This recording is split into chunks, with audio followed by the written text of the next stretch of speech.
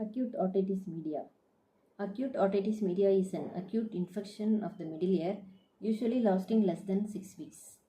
The primary cause of acute otitis media is usually Streptococcus pneumoniae, Haemophilus influenza, and Moraxella catarrhalis. Catarrhalis, catarrhalis, which enter the middle ear after eustachian tube dysfunction caused by obstruction related to upper respiratory infections, inflammation of surrounding structures, examples sinusitis, adenoid hypertrophy, or allergic reactions, example allergic rhinitis. Bacteria can enter the eustachian tube from contaminated secretions in the nasopharynx and the middle ear from a tympanic membrane perforation. A purulent exudate is usually present in the middle ear, resulting in a conductive hearing loss. Clinical manifestations. The symptoms of otitis media vary with the severity of the infection. The condition, usually unilateral in adults, may be accompanied by otalgia.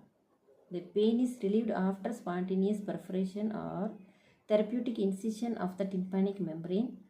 Other symptoms may include drainage from the ear, fever, and hearing loss.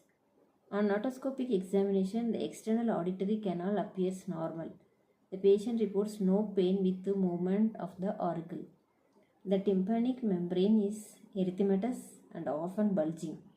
Medical management. The outcome of acute otitis media depends on the efficacy of therapy. Example, the prescribed dose of an oral antibiotic and the duration of therapy, the virulence of the bacteria, and the physical status of the patient. With the early and appropriate broad-spectrum antibiotic therapy, otitis media may resolve with no serious sequelae. If drainage occurs, an antibiotic otic preparation is usually prescribed. The condition may become subacute, lasting 3 weeks to 3 months. With persistent purulent discharge from the ear, rarely does permanent hearing loss occur. Secondary complications involving the mastoid and other serious intracranial complications such as meningitis or brain abscess, although rare, can occur. Surgical management. An incision in the tympanic membrane is known as myringotomy or tympanectomy. The tympanic membrane is numbed with a local anesthesia such as phenol or by iontophoresis. Example, electrical current flows through a lidocaine and epinephrine solution to numb the air canal and tympanic membrane. The procedure is painless and takes less than 15 minutes. Under microscopic guidance, an incision is made through the tympanic membrane to relieve pressure and to drain serous or purulent fluid from the middle ear. Normally, this procedure is unnecessary for treating acute otitis media, but it may be performed if pain persists.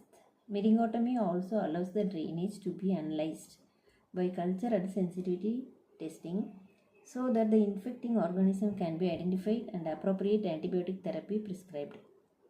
The incision heals within 24 to 72 hours. If episode of acute otitis media occur and there is no contraindication, a ventilating or pressure equalizing tube may be inserted. The ventilating tube with temporarily takes the place of eustachian tube in equalizing pressure is retained for 6 to 18 months.